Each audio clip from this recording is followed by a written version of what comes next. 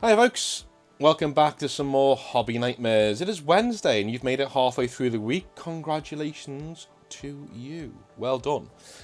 We have 3 Hobby Nightmares today where we're going to be going through them pretty quickly because I've got lots and lots and lots of marking to do tomorrow. So I want to get this done now to make sure that everything's done and signed away and you can enjoy the rest of your week with some Hobby Nightmares as you're doing your work. Or you're coming home from work, or you're going to work, or you're gearing up for the week, or you're winding down for the week. Whatever you're doing, hopefully Hobby Nightmares is here for you to make sure that you're having a decent time. And, you feel like you're talking to somebody in the hobby. You're having a bit of a laugh here. At other people's expense. No, I'm only kidding. But anyway, Death Chase is our first submitter today. He says, Hiya North. My short story begins with myself and an old friend of mine, Maddie. I've also been asked to slow down my speech because of my accent. So, number 1, that's racist against Scousers. No, I'm only kidding. Number 1, I'm really sorry. I will slow down. We were friends that constantly went to our local game store and school together. Of course, as an introverted nerd myself, having a friend who was a girl in the same hobby as I was infatuated with her, even though she had a boyfriend, Rob, who I was friends with prior to them dating, but I respected their relationship. Well, good lad, admire it from distance. It's fair enough. However, this was the point of no return on my resentment towards her. Oh, God. We had both decided to go to our local game store on a Sunday to hang out, just the 2 of us. We played our game of choice, Magic the Gathering, when one of our apparently mutual friends, Andrew, showed up and had made plans with her that day too.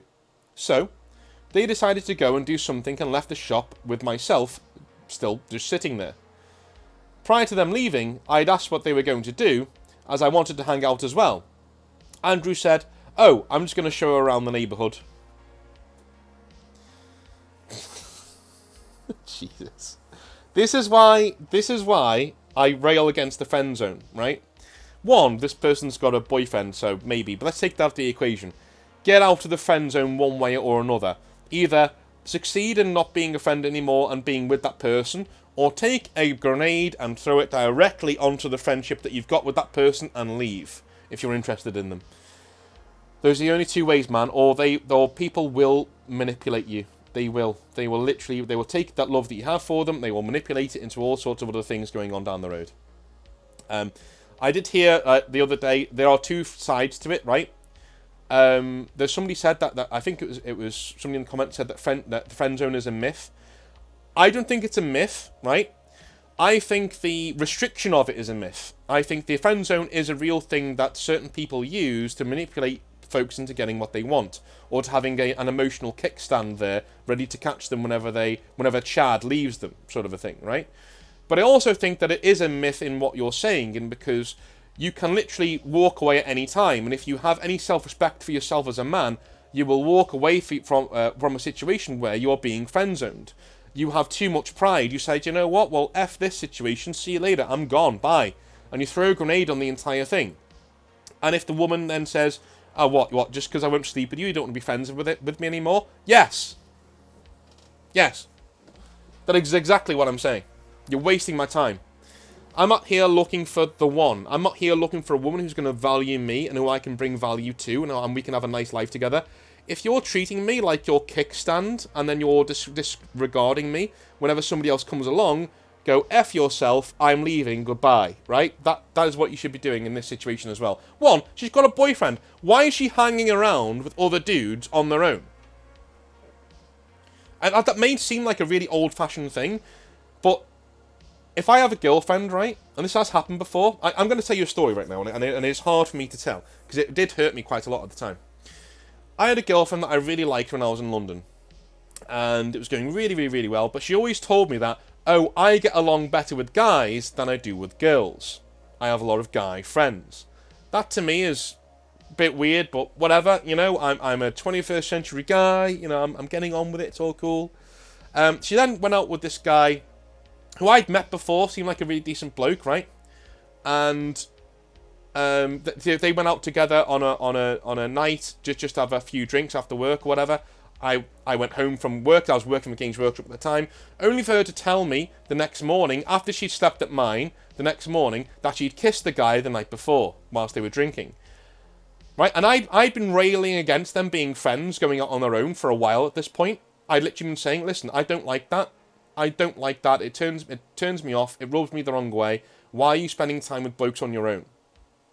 Just, it's not normal. Like, why are you spending time with blokes on your own? Spend them with blokes, yeah, together in groups, but not on your own. Like, it's not normal. And then she went and proved me right. And had the gall to ask for forgiveness, right? Now, I kept this girl around for a while, for another 5 or 6 months, just like as friends with benefits sort of a thing. But that was it. The relationship was over. Like, we were done. Like, that was the end of that in my eyes. We were finished. That was it. And to be honest with you, like, I wish I'd have had the strength to just say, no, it's completely done. Because we literally, we fooled each other into thinking that we were into a relationship after that when we weren't. We were literally friends with benefits because she'd annihilated the relationship with what she did, with breaking the trust, right? It's done. It's finished. It's gone. So yeah, I've never been a big fan of men hanging out with women on their own when they're in a relationship, and women hanging out with men on their own when they're in a relationship. And the same goes for if you're gay and you're a guy, your boyfriend should not be hanging out with other blokes on their own. That's something that they should not be doing, especially if those other blokes are also gay. If they're not gay, fair enough. Is what it is, right? That's kind of like he's going out with a girl at that point. That's fine. Obviously, grey area. He could be interested in that guy, but that guy's not interested in him. And you should know what toxic behaviour looks like anyway. So yeah, it's the same across the board. This isn't just a misogynistic rant. This is the same across the board. Do not, if your girlfriend is hanging out with blokes on her own, and it's a single bloke, and there's not a group of them, I would have my girlfriend hang around with 5 or 6 blokes at the same time. Not a problem. Don't care. You go, fill your boots, right? Even if it's 2 of them, don't care. Fill your boots, don't care. Fine. 1, that's a date. That's a date. Don't care what you say, that's a date. Other people will be walking past saying, is that North's girlfriend with a guy in a coffee shop on her own?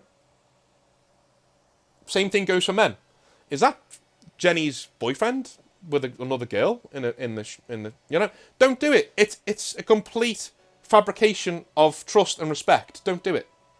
Just don't do it. Anyway, back to the story. Being naive, I let them go their own way. After they left, this struck me as a super odd thing for Maddie to do. She lives a block away from the shop. It took almost an hour before they came back to the shop, to which Andrew promptly left. Fast forward to our time in school the next day, the topic of body count came up. Body count is in how many people you've slept with. And she expressed to me that hers increased. This excited me because I thought Rob had scored. Hooray. But I was wrong. Through holding back laughter, she said that she had banged Andrew the day prior behind the local game store. Yeah, what did I tell you? What did I tell you? What did I tell you? Right? If you're that one woman who can hang around with dudes on her own and not be that kind of woman, congratulations. You're the exception to the rule, however, and the rule is still the rule. So go fuck yourself, right? I don't want to hear any preachy comments about, oh, I can go out with a friend. No. Reality needs to slap you in the face. If your boyfriend hangs around with a girl on her own, no. Man, one, because I know what men are like. Like if I've got a girlfriend and I'm hanging around with a woman on my own, I'm interested in that woman. I don't care. I know what men are like. I know what men are like. Okay? You just don't do it. And women are just like men. They're not that different, dude. They're not that different. Not at all. Stop putting them on pedestals. They're down here in the dirt with us. Trust me. Some of the dirtiest people I know are women. Trust me. Fucking hell. This infuriated me, and I told her that she needed to tell Rob that she cheated, or else I would. Good lad. Good lad. Bro code. Bro code. I mean, you're still hanging out with her on her own when she's clearly this kind of a woman. So you might have been hanging around looking for a piece of side, but you know. She said she would at some point, to which I said she must do it now. She begins to cry. Of course she does. Now here come the waterworks. She begins to cry, and her friend comes to her and defends her actions. Of course she does. I bet it's a bloke. I bet that friend's a bloke. Oh, what are you doing? Like, yeah, he's already rubbing himself over his pants. What are you doing to poor Maddie? I started getting angrier when her friend slapped me because I was yelling. Maddie eventually did tell Rob, and they broke up that week. What a nice Christmas week. Maddie and Andrew started dating, surprise, surprise. I have one more horror story regarding them prior to me stop being their friends. The only thing I can think of after this is this piece of advice.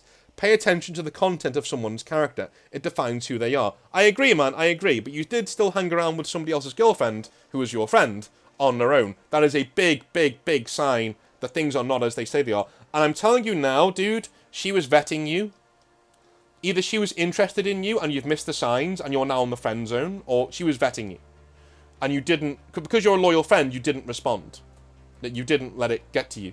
And so she moved on to somebody else. But you were still there in that situation. So, pay attention. Always. If one of your girlfriends, wants to go out for a coffee with you, she's either going to tell you she's being abused by him, or she's interested in you. And she's a bit of a hooer, shall we say. Right? Don't do it. Don't do it. Respect omerta. Respect bro code. Leave your friend's woman to your friend. That's it. Unless you think there's something domestic violence going on, she needs to tell somebody about it, then, okay, agree, cool, fine. But, like, dude, any other situation, back away slowly and tell your friend what she's up to. Back away slowly, tell your friend. Dude, she's asked me out to do something with her. That's weird. You know, can you please tell your woman to stop doing that with me? It's weird. Essentially. So, I hope none of you thought that was misogynistic or anything, but, like, that's just how I am through my own experience in life and through multiple situations that have happened similar to my friends. Just don't do it. It's what it is. It's called respect. It's called respecting boundaries. Madman Robbie says, Hi North, your favourite Marilyn Manson lookalike is back. This is a hobby nightmare and RPG horror story. I've tried playing Rogue Trader before. However, only one game manifested into a campaign. The other one ended in a total wipe in Session 1. The campaign involved some people I considered to be online friends. There was the Rogue Trader himself, a Tech Priest crewmate, a Navigator, and my character, a Dark Eldar warrior who was contracted to work with the Dynasty. At first, there was the usual, oh no, a Dark Eldar crap, but then they realised that we would be outside of the Imperium and nobody knew anything about space beyond the Imperium, except me. So, in exchange for having human actors in real space, who would help my cabal and provide us with slaves from their prisons and conquests, I acted as their pseudo-guide and also the Rogue Trader's personal bodyguard, on my account of my alien reflexes and advanced weaponry. As the game went on, there was a pretty neat party dynamic where we approached problems in an intelligent way, with my character doing funny things in the background. Ultimately, they were weird and made no sense. Things like gluing people's boots to the ceiling, or writing Eldar letters in a spiral pattern that made funny jokes if you read them in different directions. This guy sounds like a Chad. Sounds like a really bro Dark Eldar, I like him. Sometimes it's a girl. A broette, I don't know. Sometimes she tortured and killed ship slaves. Okay, yeah, now Dark Eldar's coming out. Sometimes she sang beautiful songs for the crew and saved the Rogue Trader from various hazardous situations he got himself into. This character eventually went from Kabbalite Warrior to Harlequin Death Jester. The highlight was that I came closer to killing the Rogue Trader than any of our enemies did by trying to do surgery on him with my own medical equipment, thus using Xenos drugs and chemicals on a human. Thankfully, the Tech Priest saved us on that one. Where things went wrong was during an operation that ended the campaign. See, my character did her best to avoid the Navigator because to her, a Psyker was still a Psyker, and she wasn't going near them with a 10-foot barge pole. Even when warp travelling and behind a Geller field, she hid deep within the ship, and an entire armory ready to shoot anything warp-looking that came through the door. The Navigator was even intentionally vague about what his powers were, often being a sarcastic jerk about what exactly he could do. This manifested at one point when, for reasons I don't recall, we discovered his navigation powers were done in pools of blood and human entrails. During one mission that turned violent on a public space station, he ended up massacring some civilians near the combat and began praising the Chaos Gods in exchange for power. Well, this guy is a bit of a douche. That's literally going to end the campaign right there, isn't it? This stopped the session dead. Whilst I don't know much about Chaos rules or Sorcery rules, a long argument ensued between the GM and the Navigator/Sorcerer about what it meant to serve the Chaos Gods and what powers they had, and whether or not just slaughtering some civilians inside a terminal world would even be noticed. Probably not, to be honest with you. Arguments about scale, meaning, intent, and the dramatic irony of 40k came up, basically bringing up how people in universe don't actually know a lot about anything. And finally, the Navigator was just told this wasn't the game for his character. Ultimately, the game died after this, the moon sank so low, and nobody really wanted to come back to the table. This is what I mean, man. Like, when you've got a character there who thinks it's all about them, this is when things break down. This is why, when you have evil characters at the table, they do need reining in sometimes. I did it with Blackcoats as well. Sometimes they kept doing more and more and more retarded things because they were evil. You need to stop people from generally wandering into just stupid evil. I need to keep them within lawful evil. You know, people who are out for themselves. And generally, my Blackcoats guys, they stuck the landing 90% of the time. But there was another 10% where they literally just went off the rails and did some evil shit, just be evil and get it off their chest. This guy's done a similar thing and it's ended the campaign, so fuck this guy in particular. Especially when you're making a decision that you know will end the campaign. Dude, it's not about you, alright? Not about you. Go and write a book. Well, you can't write a book, that's why you're at the table playing these role-playing sessions. But, like, you know, try and write a book and have yourself be the main character and then don't show it to anybody. It's fine. It was really a sad ending to a really fun campaign. I've wanted to run Rogue Trader since, but sadly don't know anybody else who would be up for it, and I know better than to try finding randoms online to game with. Anyway, thanks for reading North, stay healthy and happy wargaming. P.S. What are your thoughts on judging people for their army choice? I could annoy you with a dozen hobby annoyances of people acting weird about me playing Dark Eldar, like the funny story I sent to you earlier, and I've seen a lot of other instances of people judging/assuming stuff about people and their army choices. Okay, so in terms of that, yeah, it's shitty. It's shitty, and generally try not to do it. If you're a kind of person who's in the hobby and you will judge other people for their hobby choices, try not to do it. You know, it can be very tempting, but I do it with Space Wolves all the time. I don't do it for furries. I don't say all Space Wolves are furries. I don't say that. That's a bit of a cheap one. Bit of a low-hanging fruit. But I do see that a lot of Space Wolves that I come across have no imagination, and they are literally there to just be loud and obnoxious and pretend that they're Vikings. You know what? Fair enough, dude. If that's your bag, you know, I don't hate those people for doing that, but they do irritate me when it comes across as, like, arrogant. You know, there is a very thin line between, you know, Space Wolves doing what they're doing and being arrogant. And a lot of the ones that I come across do end up on the arrogant side of the scale, simply saying that other people's armies aren't very good because they're not Space Wolves, things like that, right? So those are the things that I kind of think of other armies in the hobby. I also, yes, I do know a lot of goths who are into Dark Eldar. Just going to say it. I know a lot of goths who are into kinky stuff who are also into Dark Eldar.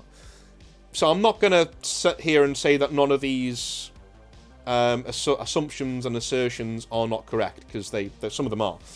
At least a little bit of the time. I mean, most girls are into Xenos and Tyranids because they like little creatures, right? It just is what it is. I know a lot of girls who are into Tyranids for that reason. There's nothing wrong with that. There's nothing wrong with embracing the fact that you're into an army for a certain thing. And whilst I'm saying that, I don't think that there's anything wrong with assuming that someone is a certain way by their army choice. There's nothing wrong with that. What's wrong is when you're assuming that that's a negative. That's when it turns into something that's pretty wrong, right?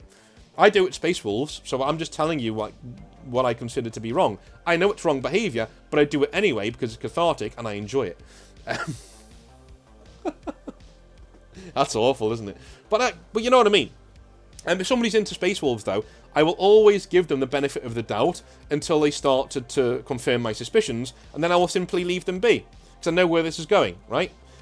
If I'm playing a Space Wolf player and they start talking about how great their own chapter is, and they don't shut up for the first 10 minutes of the game, I will literally, I've done this before, I will literally say, listen man, something else came up, I've just got a text, I'm gonna have to go, but I'll catch you next time, I'll pack up my army and I'll leave. I'll leave this hobby store, I'll go somewhere else and chill out. I know that sounds stupid, but I'm not going to have 2 or 3 hours of my time wasted by this guy who I'm obviously not going to get along with, right? And I save his opinions and his feelings by literally something's come up, I've got to go, right? And I just leave. And by the way, when I'm saying, like, he's going on about how good his chapter is, I'm not saying that he's sitting there saying, this is what I like about Space Wolves, and then he just moves on. I mean, like, he's telling me why my army isn't good, and why his is better, because he's Space Wolves. That's, you know what I mean? You know the type. You know the type. You've all come across those Space Wolves players. I literally make my excuses, and I leave. I don't want to be around those people. They're confirming all of my assumptions about Space Wolves, and I leave. That doesn't mean I don't play Space Wolves. When another Space Wolf player comes along, I will happily play them, because I like killing Space Wolves. And I have played Space Wolf players who are really nice and really jovial.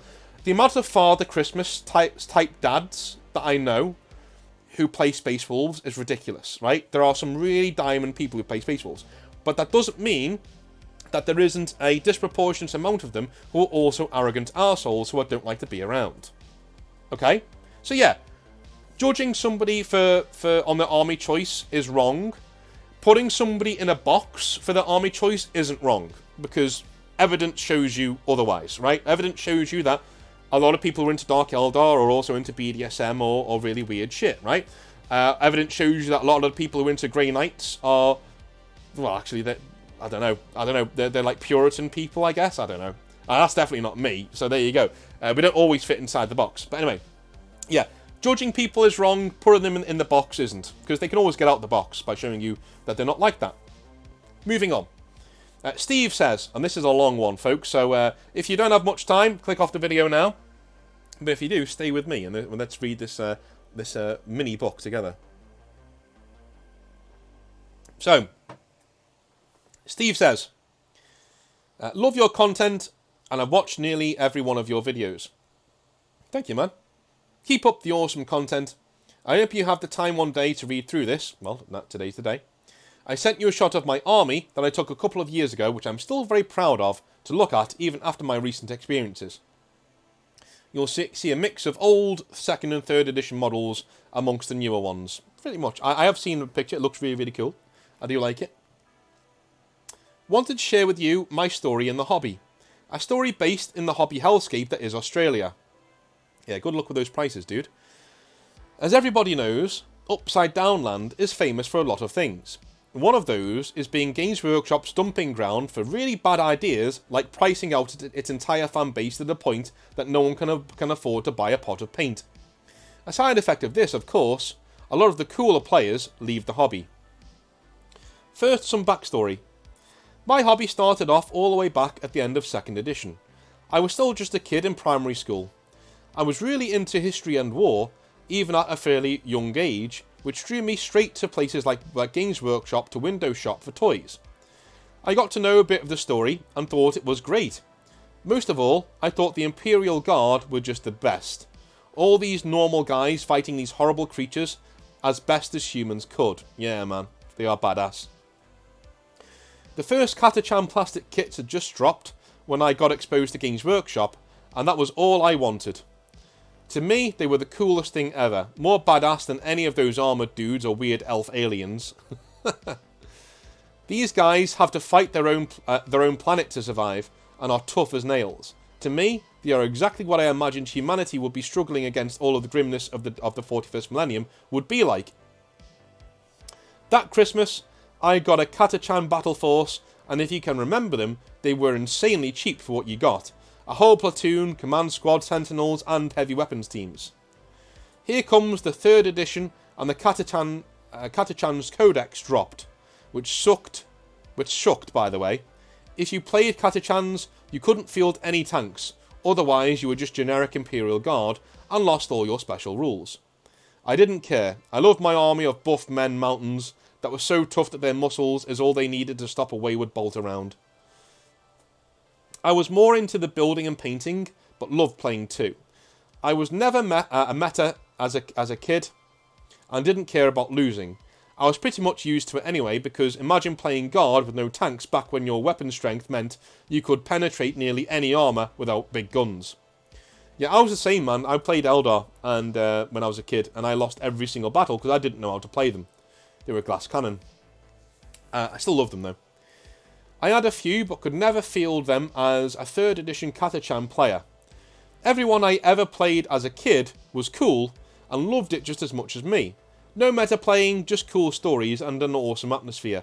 The Games Workshop shop was always packed and playing cool scenarios. I like it. I grew my army to about 2,000 points, but life got in the way for a while, and I was bored of playing games against Space Marines. I had just finished high school, got into a serious relationship with the woman I'm still with now, 14 years later. Wow. Started my career, built a home, and had to save my dollaroos to buy my financial security. I hadn't lost my passion entirely, and my army still followed me. I could just justify the price whilst we had life to pay for. Okay. Fast forward to 8th edition, and I was back. Our financial position was strong, and we could both afford to start enjoying life again. I watched every 40k YouTube battle report and started buying again. I got a bunch of new models and essentially doubled the size of my guard army. I was so relieved to see the Catachans could field tanks, so you could probably guess that for the next few years, I bought a shitload of tanks, including Baneblade kits, Valkyries, more Lemon Russers, Basilisks, etc. Good man. I'm one of the lucky ones who, despite the insane prices here, could afford to buy a kit or two every few months, without taking out a new mortgage. Buying little things in between like commissars and tech priests. I still paint the same as I did back then, still glue rocks and sand from the garden onto the bases, and still use the heavy metal paint scheme that was on the back of my first Catachans box, with goblins, green bases and everything. That's just a nostalgia, but I think the scheme really hits home. I'd been out of the hobby so long that I didn't know I didn't know a single person who collected or even played. As you can imagine, a hobby like this, on your own, is pretty grim. My partner even started painting with me, so I just had someone to enjoy it with, but it wasn't really her thing. But good on her though, man. Good on her. Yeah, that's cool. Pretty cool that she gave it a go, but more than understandable when she stopped. Yeah, man, that's fine. She encouraged me to start visiting my local Games Workshop, and I did once every fortnight. Local doesn't mean close enough that there aren't many stores around, so I always had to plan for it and make my day for it, so it was worth the trip. She even came with me sometimes, just so I knew someone in the shop because it was nearly always empty. Alright, fair enough. The manager eventually knew me by name, and never wasted his time. With my visits always being to make a purchase or another. Problem was, his store was nearly always empty when I would come in, and my shift work meant I could never make the game nights. Note, here in Sydney, games in store are always welcomed, including huge month-long store campaigns, which is pretty cool, but the players aren't in the shops, often outside of those sorts of games.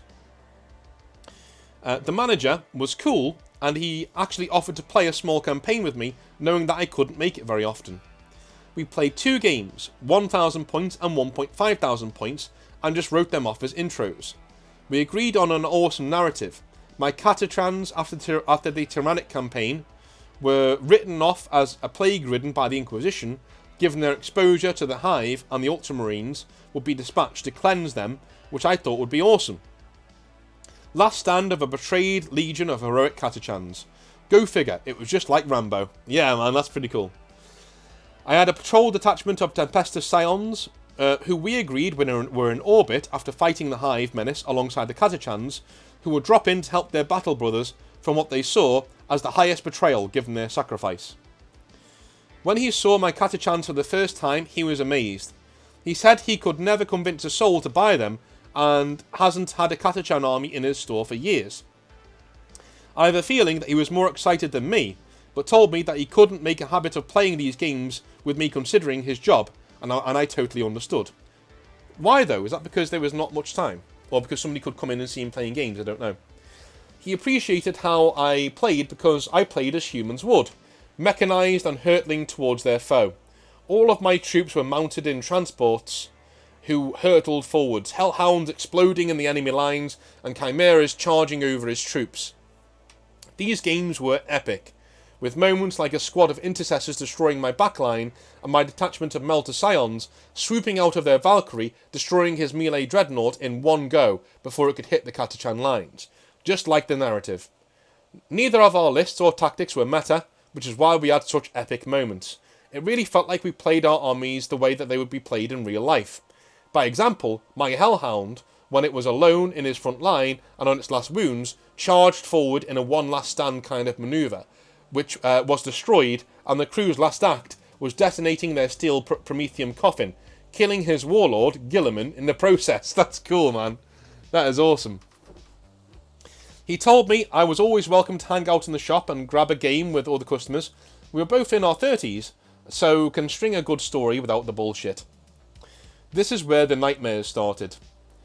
Next and last game I had... Oh, last game sounds bad. I had was against the guy who, Space Marines again, but I was excited to play my third game in a long time. Let's call him Dave. I'm sorry, Daves, out there. You are now public enemy number one once again. I showed him my extremely not meta list of Katachans, explained how I play, that I knew the rules and the game, but hadn't played in ages and needed some help from time to time with stratagems, etc. And he just grinned. He handpicks a bunch of his models for his list, and we deployed. What does he deploy, you ask? 2 las Predators, las Dreadnoughts, and Space Marines with las Cannons. I very quickly connected the dots and knew this was not going to be fun with my tanks. All he did was pick a very anti-tank tank squad and vehicle he could around my list. Obviously, if I knew this was going to be what was going on, what I was playing against, I wouldn't have brought an army of target practice for his las cannons. I am a novice at playing, but know full well what he had just done. I hate list tailoring, man. It sucks so hard. Such small dick energy. Long story short, I was tabled in 4 turns. That's 4 turns is good for that. Heroic fight from my mountains of man meat, but there was no way I could enjoy the cool game moments as they all meant nothing. Sly Marbo even got to drop in, but was blown to bits by Trialaz after a single turn on the field. He could tell I didn't have a good time, and so could the manager, who every time we made eye contact gave me a look of sheer despair. We shook hands and I said nothing, just started packing up my models to leave the store. So of course here comes the uninvited advice from Mr. Meta Gatekeeper. Mechanized Guard isn't very good and Valkyries are a waste of points.